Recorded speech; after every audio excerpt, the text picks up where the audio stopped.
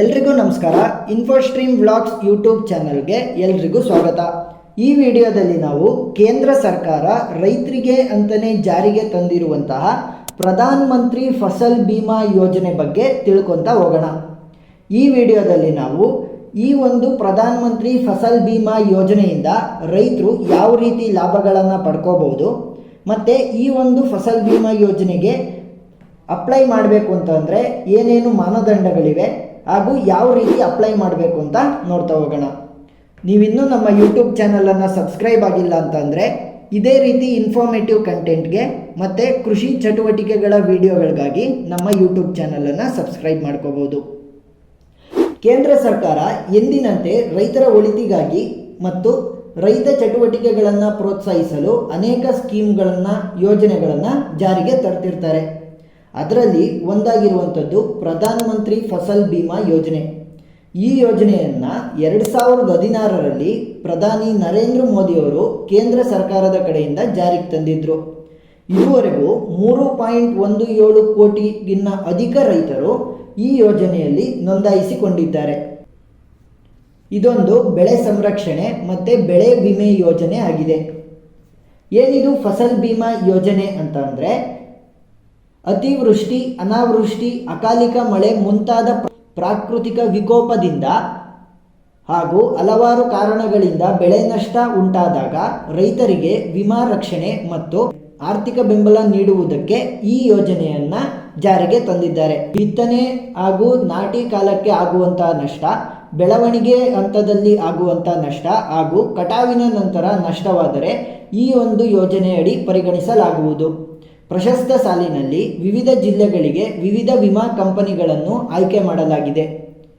ವಿಮಾ ಅರ್ಜಿಯನ್ನು ರಾಷ್ಟ್ರೀಕೃತ ಬ್ಯಾಂಕ್ಗಳಲ್ಲಿ ಅಂದರೆ SBI ಇರ್ಬೋದು, Canara bank, bank of Baroda ಇಂತಹ ರಾಷ್ಟ್ರೀಕೃತ ಬ್ಯಾಂಕ್ಗಳಲ್ಲಿ ಅರ್ಜಿಯನ್ನು ಸಲ್ಲಿಸೋದಕ್ಕೆ ಅವಕಾಶನ ನೀಡಿದ್ದಾರೆ. ಈ ಯೋಜನೆಯನ್ನು ನೀವು ಪಡಿಬೇಕು ಅಂತಂದರೆ ರಾಷ್ಟ್ರೀಕೃತ ಬ್ಯಾಂಕ್ಗಳಿಗೆ ಹೋಗಿ ಅಲ್ಲಿ ಅರ್ಜಿಯನ್ನು ತುಂಬಿ ಕೊಡಬೇಕಾಗುತ್ತೆ. ಅವರು ನೀವು ಈ ಯೋಜನೆಗೆ ಅರ್ಹರೋ ಇಲ್ವೋ ಅಂತ ಹೇಳ್ತಾ ಹೋಗ್ತಾರೆ. ಯಾಕಂತಂದರೆ ನೀವೇನಾದ್ರೂ ಈ ಯೋಜನೆಯಡಿ ಲಾಭಾಂಶಗಳನ್ನು ಪಡಿಬೇಕು ಅಂತಂದರೆ ನೀವು ರೈತರಾಗಿದ್ರೇ ಸಾಕು. ಅಂದರೆ ನೀವು ಬೇರೆಯವರ ಜಮೀನನ್ನು ತಗೊಂಡು ಬೆಳೆ ಮಾಡ್ತಿದ್ರು ಅಥವಾ ಬೇರೆಯವರ ಜಮೀನಿಗೆ ಬಾಡಿಗೆ ಕಟ್ಕೊಂಡು ಬೆಳೆ ಮಾಡ್ತಿದ್ರು ಕೂಡ ಈ ಒಂದು ಸ್ಕೀಮ್ನಲ್ಲಿ ನೀವು ಅಪ್ಲೈ ಮಾಡ್ಬೋದು. ಮೇಯ್ನ್ ಇದರ ಮಾನದಂಡಗಳನ್ನು ನೋಡ್ತಾ ಹೋದರೆ ಇದೇನು ಹೇಳುತ್ತೆ ಅಂತಂದರೆ, ನೀವೇನಾದ್ರೂ ಖಾರಿಫ್ ಕ್ರಾಪ್ಗಳನ್ನು ಬೆಳೀತಾ ಇದ್ರೆ, ಖಾರಿಫ್ ಬೆಳೆಗಳು ಅಂತಂದರೆ ಭತ್ತ ಇರ್ಬೋದು, ಮೆಕ್ಕೆಜೋಳ ಇರ್ಬೋದು, ಹತ್ತಿ, ಹೆಸರು ಕಾಳು, ತೊಗರಿ, ಕಡಲೆ, ನೆಲಗಡಲೆ ಈ ರೀತಿ ಬೆಳೆಗಳನ್ನು ಏನಾದ್ರೂ ನೀವು ಬೆಳೀತಾ ಇದ್ರೆ 2% ಪ್ರೀಮಿಯಮನ್ನು ಕಟ್ಟಬೇಕಾಗುತ್ತೆ. ಇನ್ನು ಉಳಿದಿರುವಂಥ 98% ಪ್ರೀಮಿಯಮನ್ನು ಸರ್ಕಾರನೇ ಭರಿಸ್ತಾ ಹೋಗುತ್ತೆ. ಅದೇ ರೀತಿ ನೀವೇನಾದ್ರೂ ರಾಬಿ ಕ್ರಾಪ್ಗಳನ್ನು ಬೆಳೀತಾ ಇದ್ರೆ, ರಾಬಿ ಬೆಳೆಗಳು ಅಂತಂದರೆ ಗೋಧಿ ಇರ್ಬೋದು, ಬಾರ್ಲಿ, ಸಾಸಿವೆ, ಬಟಾಣಿ, ಕೊತ್ತಂಬರಿ ಈ ರೀತಿ ಬೆಳೆಗಳನ್ನು ನೀವು ಬೆಳೀತಾ ಇದ್ದರೆ ನೀವು 1.5% ಅಷ್ಟು ಪ್ರೀಮಿಯಮನ್ನು ಕಟ್ಟಬೇಕಾಗುತ್ತೆ. ಇನ್ನು ಉಳಿದಿರುವಂಥ ಪ್ರೀಮಿಯಮನ್ನು ಸರ್ಕಾರ ಕಟ್ಕೊಳ್ಳುತ್ತೆ. ಅದೇ ರೀತಿ ನೀವೇನಾದ್ರೂ ಕಮರ್ಷಿಯಲ್ ಅಂದರೆ ವಾಣಿಜ್ಯ ಬೆಳೆಗಳನ್ನು ಬೆಳೀತಾ ಇದ್ದರೆ ಆಗ ನೀವು 5% ಪ್ರೀಮಿಯಮನ್ನು ಕಟ್ಟಬೇಕು. ಯಾವ್ಯಾವುದು ಕಮರ್ಷಿಯಲ್ ಬೆಳೆಗಳಾಗುತ್ತೆ? ಕೋಕೋ ಇರ್ಬೋದು, ಕಾಫಿ, ಕಬ್ಬು, ಬಾಳೆಹಣ್ಣು, ಸೆಣಬು, ತೆಂಗು, ಆಲೂಗೆಡ್ಡೆ, ಅಕ್ಕಿ, ರಾಗಿ, ರೇಷ್ಮೆ ಈ ರೀತಿ ಬೆಳೆಗಳನ್ನು ನೀವೇನಾದರೂ ಬೆಳೀತಾ ಇದ್ದರೆ ನೀವು 5% ಪ್ರೀಮಿಯಮನ್ನು ಕಟ್ಟಬೇಕು. ಇನ್ನು ಉಳಿದಿರುವಂಥ 95% ಪ್ರೀಮಿಯಮನ್ನು ಸರ್ಕಾರ ಕಟ್ಟುತ್ತೆ. ಇಷ್ಟು ಆದ ನಂತರ ಏನಾದ್ರೂ ಕೂಡ ಅಕಾಲಿಕವಾಗಿ ಅತಿವೃಷ್ಟಿ, ಅನಾವೃಷ್ಟಿ ಅಥವಾ ಅಕಾಲಿಕ ಮಳೆಯಿಂದ ಏನಾದ್ರೂ ಪ್ರಾಕೃತಿಕ ವಿಕೋಪ ಆಗಿ ಏನಾದ್ರೂ ನಿಮ್ಮ ಬೆಳೆ ನಾಶ ಆದರೆ ಈ ಒಂದು ವಿಮೆಯಿಂದ ನೀವು ರಕ್ಷಣೆ ಮತ್ತು ಆರ್ಥಿಕ ಬೆಂಬಲನ ಪಡ್ಕೊತಾ ಹೋಗ್ಬೋದು. ಈಗ ಈ ಒಂದು ಸ್ಕೀಮ್ಗೆ ಅಥವಾ ಯೋಜನೆಗೆ ಯಾವ ರೀತಿ ಅಪ್ಲೈ ಮಾಡಬೇಕು ಅಂತ ನೋಡ್ತಾ ಹೋಗೋಣ.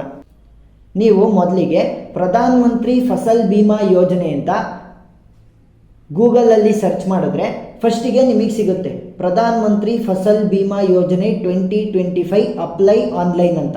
ನೀವಲ್ಲಿ ಕ್ಲಿಕ್ ಮಾಡಿದ್ರೆ ಅವರ ಅಫಿಷಿಯಲ್ ವೆಬ್ಸೈಟು ಓಪನ್ ಆಗುತ್ತೆ. ಆ ಅಫಿಷಿಯಲ್ ವೆಬ್ಸೈಟಲ್ಲಿ ರಿಜಿಸ್ಟರ್ ಅಂತ ಕಾಣುತ್ತೆ. ಆ ರಿಜಿಸ್ಟರ್ ಆಪ್ಷನ್ನ ಕ್ಲಿಕ್ ಮಾಡಿದ್ರೆ ಅವರು ಕೇಳುವಂಥ ಆಪ್ಷನ್ಗಳನ್ನು ಮತ್ತು ಅವ್ರು ಕೇಳುವಂಥ ಇನ್ಫಾರ್ಮೇಷನ್ಗಳನ್ನು ತಿಳಿಸ್ತಾ ಹೋದರೆ ನೀವು ಈ ಒಂದು ವಿಮೆಗೆ ಅಪ್ಲಿಕೇಶನನ್ನು ಹಾಕ್ತಾ ಹೋಗ್ಬೋದು.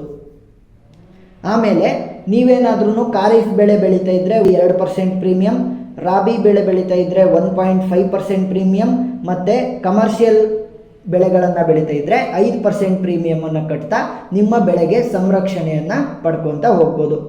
ವಿಡಿಯೋ ಇನ್ಫಾರ್ಮೇಟಿವ್ ಆಗಿತ್ತು ಅಂತ ಅಂದ್ಕೊತೀನಿ. ಇನ್ನೂ ಯಾವುದಾದ್ರೂ ಯೋಜನೆಗಳ ಬಗ್ಗೆ ವಿಡಿಯೋ ಬೇಕಾಗಿದ್ದರೆ ಕಮೆಂಟ್ ಸೆಕ್ಷನಲ್ಲಿ ತಿಳಿಸಿ. ವಿಡಿಯೋ ಇಷ್ಟ ಆಗಿದ್ದರೆ ಲೈಕ್ ಮಾಡಿ, ಶೇರ್ ಮಾಡಿ, ಸಬ್ಸ್ಕ್ರೈಬ್ ಮಾಡಿ, ಸಪೋರ್ಟ್ ಮಾಡಿ. ಧನ್ಯವಾದ.